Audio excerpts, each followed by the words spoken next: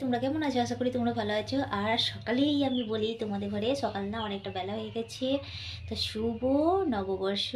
আমার family all ফ্যামিলিকে জানাই আমি শুভ নববর্ষ। তোমরা খুব ভালো থেকো, সুস্থ থেকো, এটাই আমি ঈশ্বরের কাছে সারা জীবনটার জন্য প্রার্থনা করব। আমি যতদিন আমি ইউটিউবে থাকবো তত বছর মানে তত দিন ধরে আমি তোমাদের জন্য, আমার ফ্যামিলিদের জন্য আমি প্রার্থনা করব এটাই, যে তোমরা খুব ভালো থেকো, সুস্থ থেকো। আর শুভ নববর্ষ, নতুন বছর, নতুন দিন, আজকে নতুন খাতা। তো চলো দোকানে দোকানে ঘুরতে হবে, তাই না? নতুন নতুন জিনিস খাবার আনতে হবে। আর তো আজকে গিয়েছিলাম আমি মাঠে। মাঠ থেকে এসে মাঠে যাওয়ার কারণ আছে। মাঠে যাওয়ার কারণ হচ্ছে, তোমার কালকে গত রাতে বৃষ্টি হয়েছে। সেই বৃষ্টিতে আমাদের ধানের খেতেতে মানে জলের গাদা হয়ে গিয়েছিল, জলের পরিমাণে বেশি হয়ে গিয়েছিলো। তো সেই জলটাকে কাটার জন্য সকালে চলে গেছিলাম কুদাল নিয়ে তোমার মাঠে। তো সেই ক্লিপগুলো আমি নিয়ে নিকো।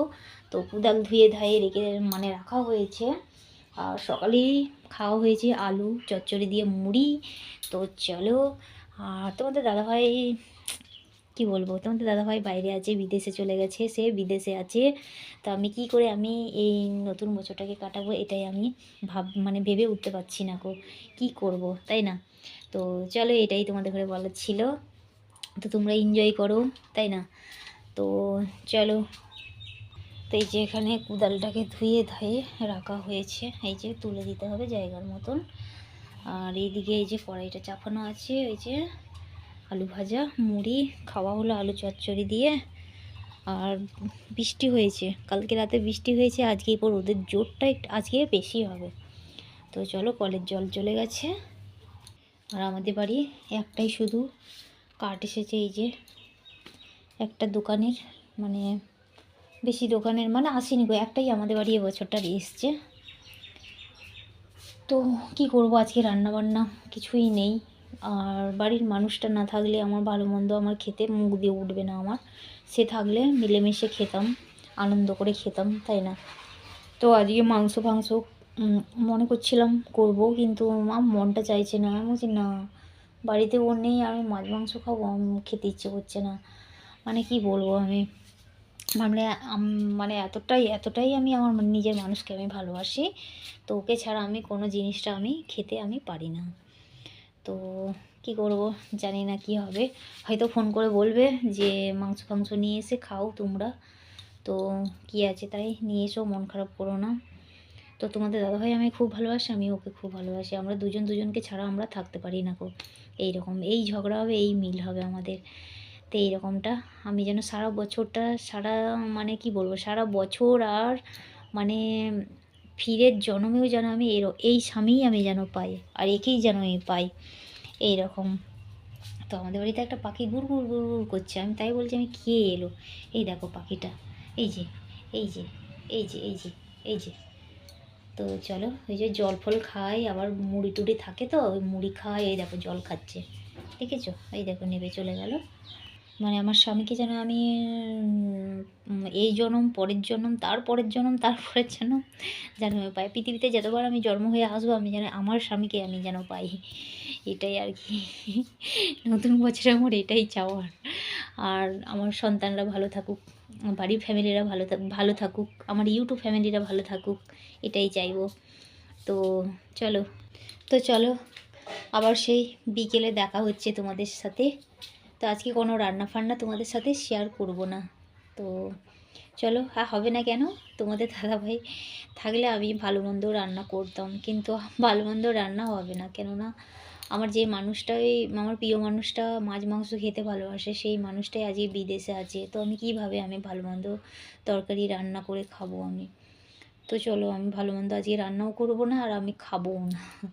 আমার মনটা খুবই খারাপ আজকে আমার। তো কি বলবো, তোমাদের সাথে কথা বলতে বলতে আমার চোখের জল চলে আসছে।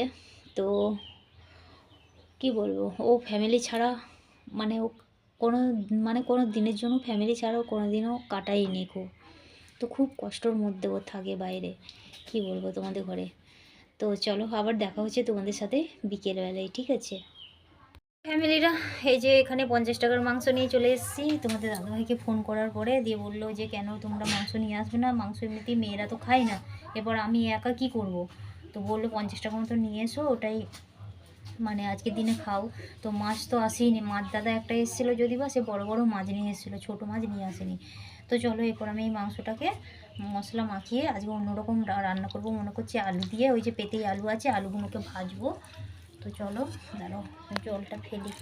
তো চলো এই যে সব হলুদ লঙ্কা এসব মেখে, জিরে সব মেখে, সব উপকারী মশলা যেটা চিকেনে লাগে সেই চিকেন সব কিছু দিয়ে এই যে এবার দিচ্ছি তোমার আদা রসুনের পেস্টটা। ম্যারিনেট করতে বলো কী বলে, করে আদাগুলো সব এরপর মাখিয়ে রাখি। আলু কটা তেলে ভেজে ভালো করে লাল লাল করে ভেজে নেবো আলু কটাও। তো চলো, যে মেটে খাই সে মেটে খাওয়ার মানুষটাই নেই, সে আছে বিদেশে। এবার এই মেটেটা আমাদের বাড়িতে কেউ খায় না, মেয়েরা তো জানি না খাবে কি না জানি না আমি। তো আমি বলছি যে অন্যভাবে একটু রান্নাটা করি, যদি মেয়েরা যদি খায় তো খুবই ভালো। বড় মেয়েটা খাচ্ছে আস্তে আস্তে করে, ছোটোটাকে নিয়ে আমার সমস্যা, মাছ মাংস কিছু খেতে চায় না। তো চলো এখন আমি ঢাকা দিয়ে রেখে দিই। তো চলো এখানে আমি এই যে আলু কটা ভেজে নিচ্ছি, লাল লাল করে ভেজে নেব, তারপরে আবার তরকারির সময় দেখা হচ্ছে। তো চলো এখন আমি মাংস কটা ঢেলে দিই। চলো পরিমাণের মতো নুনটা দিয়ে দিলাম, তারপরে 3খানা তেজপাতা দিয়ে দিচ্ছি, আলু দিয়ে দিলাম। এখন আমি মাংস আলু একসাথে কষবো। মশলা ধোয়ার জলটা দিয়ে দিচ্ছি আমি, মশলা ধোয়ার না, যেটাই আমি মুরগির মাংস কটা যেটা মশলা দিয়ে মেখে যেটা রেখে দিয়েছিলাম ওইটা আর কি, জলটা দিয়ে দিচ্ছি আমি। তো জলও এই যে মাংস কষানো হয়ে গেছে, এখন আমি জল দেবো।